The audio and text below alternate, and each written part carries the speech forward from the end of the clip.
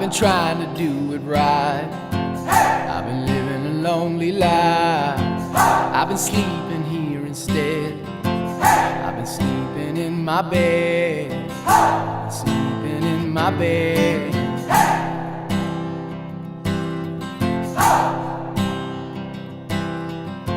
So show me family, all the blood that I will bleed. I don't know where I belong. I don't know where I went wrong, but I can write a song. I belong with you, you belong with me, my sweetheart. I belong with you, you belong with me, my sweetheart.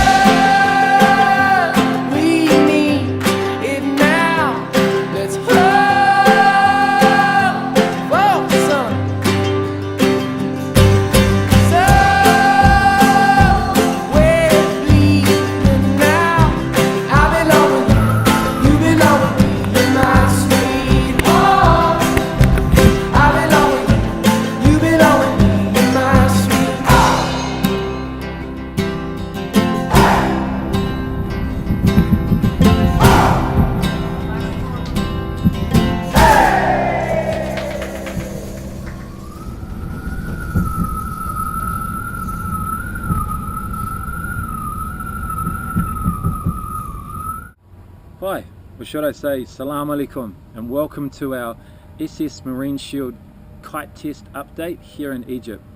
My name is Morgan Fahey, owner of Soul Kitesurfing Centre, located in Ras Sudr, South Sinai, Egypt. My team and I operate a kitesurfing centre that offers kitesurfing lessons, kite repairs, kite safaris, and retail sales of kitesurfing equipment.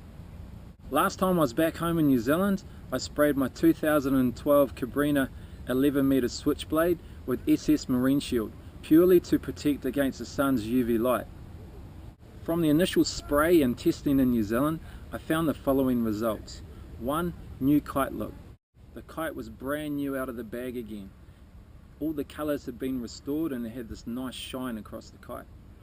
2. All pin-sized holes were filled. 3. Water retention. Any water that came into contact with the kite canopy material would pull together and bead off. 4. There was more power. And 5. More stability. The kite felt more rigid in the air when it was flowing. A 37-hour flight and 7 months later, our testing out here in Egypt has given us some interesting results about the spray and what it's done for the kite. Before I explain our findings, I'd like to quickly illustrate the environment that we are kitesurfing in out here. We are based in the South Sinai Desert, 2.5 hours south of Cairo and 3.5 hours north of Sharm el-Sheikh. The sand out here is made out of granite, limestone, basalt and sandstone. The average air temperature in summer is 33 degrees Celsius. The average water temperature in summer is 27 degrees Celsius. The wind blows from the north-northwest direction for up to 9 months a year, averaging between 15 and 18 knots. Over summer, there's no cloud cover out here. The salt content in the Red Sea is one of the saltiest bodies of water on the planet. Fresh water has dissolved salt content of up to 5% or less than 5%. Average dissolved content for world seawater is 35%, and our average dissolved salt content in Ras Sudr here is 40%. The combination of all these factors makes it challenging for any kite to last very long out here.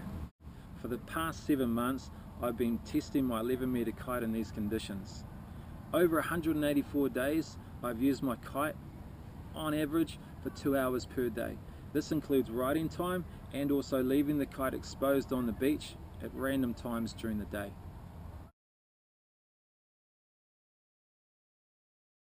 This is what I've found. Instantly, the kite had more power, pulling more like a 13-meter than an 11-meter kite. This was great in the lighter winds. It was also great because it still turned relatively fast. Unhooking, straight away I found out that the kite would backstall and drop out of the sky, so it felt like there was too much power in the kite. We solved this problem by quickly extending the back lines and putting an extra 10 centimeters on the back lines. After about 3 months, I started to notice the applied SS Marine Shield along the leading edge was starting to flake off, like old paint on a wall. The solution? More adhesive is required to Dacron areas to protect from the harsh sand that's rubbing on the kite. The Dacron areas on the struts were unaffected. After 4 months of being in the desert and a lot of hard crashes from beginner students, the 11-meter kite was ripped from the leading edge back to the trailing edge. Quickly fixed and back out flying.